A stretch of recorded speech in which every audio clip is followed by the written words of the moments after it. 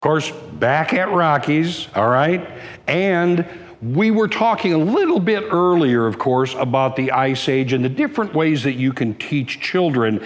And really, you're all part of teaching about the geological clock here. Exactly right. So if they come and they do, either here at this location, our Dino Encounters 4.5 billion year field trip that we have, where we condense down 4.5 billion years, I'll just give you an example. You take that into a 24-hour clock format, and we touch on each of these eras so that the children get a hands-on experience. There's crafts involved.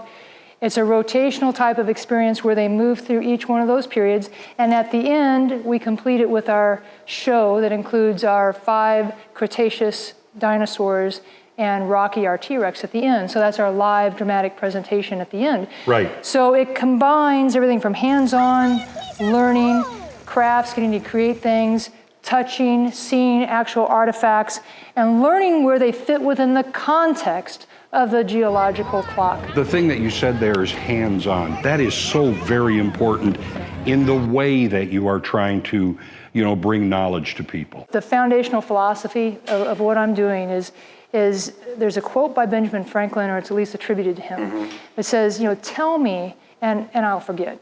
If you teach me, I may remember that. But if you involve me, that's when I learn. And, of course, you do it by kids having field trips here. Yep. You go to schools as well. Yeah, that's correct. It's about a 3-hour to 3.5-hour experience, or we can do a 45-minute assembly. And if teachers have a project-based learning idea that they want to incorporate in with the curriculum that they're studying, right, we can help augment that as well. All of our curriculum, first of all, it aligns with Next Generation Science Standards. Right. And it also aligns with Missouri's core requirements for the state. So you can be assured that any of our programs are going to align with your grade level requirements for that program. And often, one of the subjects that schools touch on is Lewis and Clark. The position we take is this was America's first scientific expedition. And so we want to look at Lewis and Clark's trip out west as a scientific expedition. Why did they go out there? How did they travel out there? And what kind of science did they do on that trip? And those are some of the topics we cover. For example, we have here a Native American horse represented, complete with it's a woman's tree saddle that's made out of rawhide and cottonwood.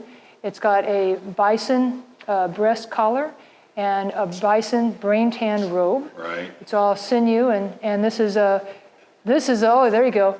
That is a canteen. 1803 style. It's a bladder? It's a bison bladder. A bison bladder. And then you have something over here as well. Yep, this is something that not a lot of people have know about or have gotten to see, but this is actually a bison boat. So if you think about how Lewis and Clark traveled up the Missouri River with the keel boat that weighed something like, 12 tons. Oh, sure. Native Americans had this knocked out. They had this figured out, like they looked at Lewis and Clark going, what is wrong with you? Here's a bison boat. I can carry 800 pounds.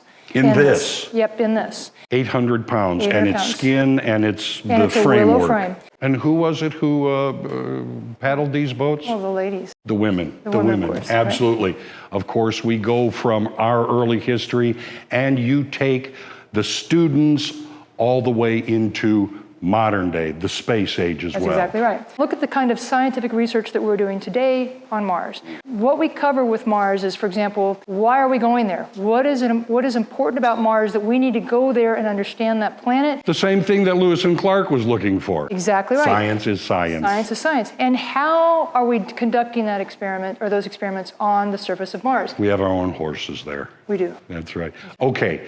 Children can come here on the different field trips. You can go to them, but it's also a place to have fun. Birthday parties here as well. One of the anchors of our program has always been educational birthday parties.